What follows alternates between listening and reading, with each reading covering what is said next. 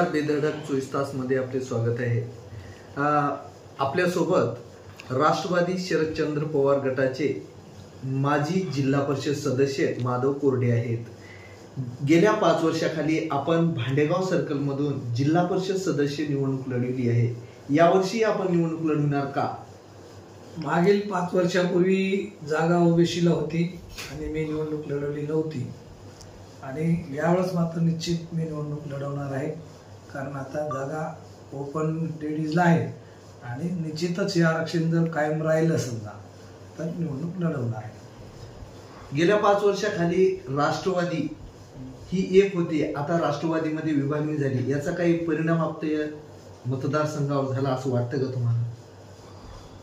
कारण कसं आहे की 2 जरी राष्ट्रवादी झाले असल्या तरी ज्या ज्या भागामधले जे कार्यकर्ते जे पक्षाचे प्रमुख मंडळी त्या भागातले जिकडे ज्या राष्ट्रवादीत गेले तिकडे सर्व मतदार सुद्धा गेलेले आहेत आणि आमच्या भांडेगाव सर्कल मधून कोणताही कार्यकर्ता राष्ट्रवादीचा अजित पवार गटामध्ये गेलेला नाही।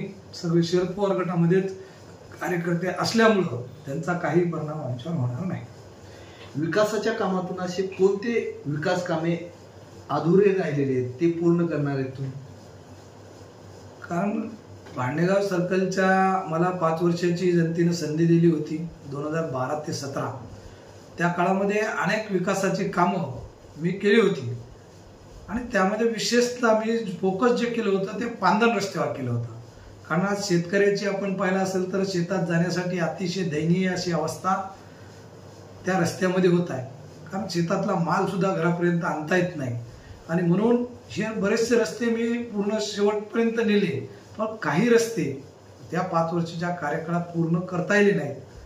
ते जिथपर्यंत केले तिथपर्यंत जाग्यावर आहेत। आता ते शेवटपर्यंत नेण्याचं काम निश्चित, जसं की आता यांचा नवलभवन रस्ता आहे, नवलभवन खरबी रस्ता आहे, त्याच्यानंतर तुमचा पारोळा कलगाव रस्ता आहे, कलगाव भांडेगाव रस्ता आहे, अनेक असे रस्ते की जे 2-2, 3-3 किलोमीटर झालेत, बाकीचे राहिलेत, परंतु नंतर येणाऱ्या मागच्या सदस्याला ते काही कामं करता आले नाही, तर ते निश्चित मी हे करून पूर्ण भांडेगाव सर्कल हे शेती पांदनमुक्त करून प्रत्येक शेतापर्यंत रस्ता नेण्याचं काम की हे केलं जाणार। आता सध्या सुशिक्षित बेरोजगाराची संख्या जास्त वाढली। आपलं भांडेगाव सर्कल हे हिंगोली नजीक असल्यामुळे आपल्या गावात असे कोणते उद्योग सुरू करावे असं तुम्हाला वाटते? खरं तर आज दिवसांदिवस जर आपली बेकारी बघितली मुलांची, कारण नोकऱ्या लागत नाहीत आणि मुलांना शेतात काम जमत नाही आणि शेत्या सुद्धा फार कमी असल्यामुळं निश्चितच कुठंतरी मुलांच्या हातांना काम देणं गरजेचं आहे। कारण मुलांच्या हाताला काम नसल्यामुळं आज फार मोठ्या प्रमाणात व्यसनदेनतेचं प्रमाण या आपल्या हिंगोली जिल्ह्यामध्ये वाढत आहे, त्यामध्ये आमच्या सर्कलमध्ये सुद्धा वाढत आहे। तर हे निश्चित कुठं ना कुठं कमी करणं गरजेचं आहे। त्यासाठी अनेक व्यवसाय जसे की दुग्ध व्यवसाय असेल, कुक्कुटपालनाचा व्यवसाय असेल, त्याचबरोबर आपल्या MIDC मध्ये एखादा काहीतरी उद्योगधंदा चालू करून की जेणेकरून मुलांना काम मिळेल या पद्धतीचं मी निश्चित करणार आहे। विशेषतः महिला बचत गटासाठी या आई नावाचा एक प्रोग्राम आहे एका संस्थेनं, त्यांनी फार मोठ्या प्रमाणात इथं व्यवसाय करण्यासाठी त्यांचं एक मार्केट उभं करण्याचं काम आहे, त्याच्यावर सुद्धा माझं काम चालू आहे की जेणेकरून आपल्या भागात ते प्रोजेक्ट जर आला तर निश्चित आपल्या महिलांना सुद्धा तिथं काम मिळेल आणि युवकांना सुद्धा काम मिळेल। अशा पद्धतीचे व्यवसाय करण्याचं काम मी निश्चित फोकस करणार आहे। आता कोरडवाहू शेती मोठ्या प्रमाणात आहे, ती शेती सिंचनाखाली आणण्यासाठी तुम्ही काय प्रयत्न करसाल का? खरं तर आमच्या भागामध्ये अशी परिस्थिती होती, नवलगावानंच उदाहरण सांगतो, माझं गाव आहे, तिथं जर कोणाला मुलगी द्या म्हणलं तर पाणी नाही, डोक्यावर अंडावर पाणी आणायला 2-2 किलोमीटर जावं लागतंय। अशी परिस्थिती असणाऱ्या गावामध्ये 2012 ते 17 या दरम्यानच्या काळामध्ये मी तिथं एक साठवण तलाव जे सूर्यकांताताई आमच्या सन्माननीय नेत्या सूर्यकांताताई खासदार असताना त्यांनी मंजूर केला होता, परंतु लोकांच्या शेतकऱ्यांच्या अडचणी होत्या आणि त्यामुळे तो तलाव होत नव्हता। तर मी त्या दरम्यानच्या काळामध्ये शेतकऱ्याला समजावून सांगून त्या तलावाचं काम सुरू केलं। आज तिथं 300 हेक्टर जमीन सिंचनाखाली आली आहे। दुसरी गोष्ट, आपल्या त्याचबरोबर एक टेंडर झालं होतं बोराळवाडीला, ते सुद्धा आमच्या सर्कलमध्ये येत आहे। बोराळवाडीचं सुद्धा शेतकरी अजिबात करू द्यायला तयार नव्हते, शेतकऱ्यांचं म्हणणं होतं पैसे आम्हाला कमी मिळतात, उशिरा मिळतात आणि पैसे मिळणार नाही तर काम होऊन जाईल. तर त्यावेळेस जलसंपदा मंत्री जयंत पाटील साहेब होते की आघाडीच्या सरकारच्या कार्यकाळात.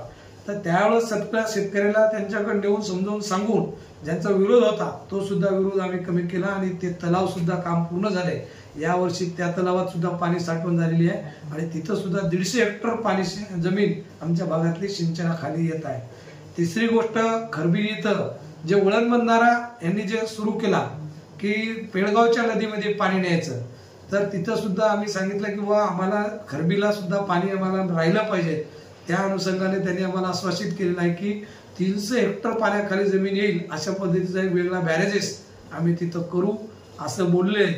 आणि सगळ्यात महत्वाचं जे शासनाने अतिशय चांगली एक योजना की महात्मा गांधी रोजगार हमी योजनेअंतर्गत विहिरीची आहे की त्या विहिरी जर छोट्या छोट्या या भागात जर झाल्या तर निश्चितच सिंचनाचं प्रमाण पूर्णपणे 100 म्हणजे वाढू शकते.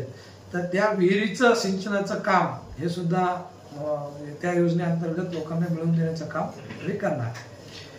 हे होते आपल्यासोबत माजी जिल्हा परिषद सदस्य महादेव कोरडे. आणि इच्छुक आता येणाऱ्या काळात जी जिल्हा परिषद निवडणूक आहे ते भांडेगाव सर्कल मधून इच्छुक आहेत आणि राष्ट्रवादी शरद पवार गट या पक्षाकडून ते निवडणूक रिंगणात उतरणार आहेत. रमाकांत पोले, हिंगोली.